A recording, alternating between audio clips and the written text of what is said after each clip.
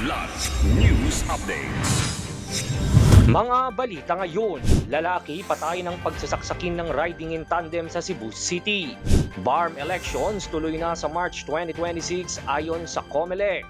Higit 15,000 na pulis ide-deploy sa trillion peso march sa November 30.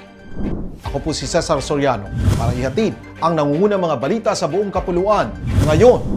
Patay ang isang lalaki matapos pagsasaksakin ng riding in tandem sa Mansanitas, Cabahar, Barangay Guadalupe, Cebu City nitong Martes ng gabi, November 25.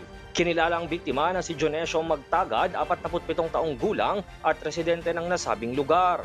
Ayon sa nakuhang CCTV footage ng kapulisan, bandang 8:20 ng gabi nang pagsasaksakin ng biktima ng dalawang lalaking nakabonet at nakasombrero na sakay ng isang motorsiklo. Idineklarang dead on the spot ang biktima dahil sa natamo nitong saksak sa dibdib. Ayon sa pulisya, posible umanong may kinalaman sa droga ang motibo sa krimen, habang patuloy naman nilang pinaghahanap ang mga suspect. Inanunsyo ng Commission on Elections sa COMELEC na tuloy na sa March 30, 2026 ang kauna-unahang Bangsamoro Autonomous Region in Muslim Mindanao o BARM Parliamentary Elections. Batay sa Resolution number 11181 na inilabas ng COMELEC-NBank, itinakda nito ang 4 na araw na Certificate of Candidacy o COC filing mula January 5 to 9. Nakatakda naman ang 3 buwang election period mula January 29 hanggang April 14 habang ipatutupad ang gun ban sa buong rehiyon.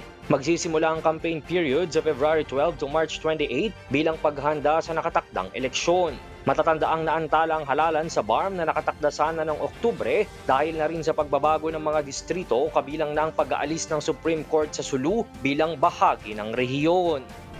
Higit 15,000 pulis ang ide-deploy ng Philippine National Police o PNP sa gaganaping ikalawang yugto ng trillion peso march sa November 30, 2025.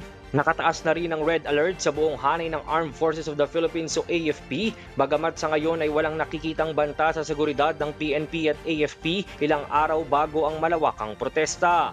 Tiniyak naman ng parehong hanay na paiirali ng maximum tolerance at zero violence sa mga ikinasang pagtitipon. Pangungunahan ng Trillion Peso March Movement at Catholic Bishops Conference of the Philippines o CBCP ang magiging rally sa EDSA People Power Monument sa Quezon City upang ipanawagan ang pananagutan sa mga sangkot sa katiwalian sa gobyerno. Kasabay ding idaraos ang Baha sa Luneta 2.0 sa Manila na inorganisa naman ng Kilusang Bayang kontra Korakot, bagong alyansang makabayan at taong bayan. Ilang kilos protesta din ang isasagawa sa iba't ibang panig ng bansa sa parehong araw kung kailan din ipagdiriwang ang Bonifacio Day. Para sa Kidlat News Channel, ito si Jai Reyes, nag-uulat.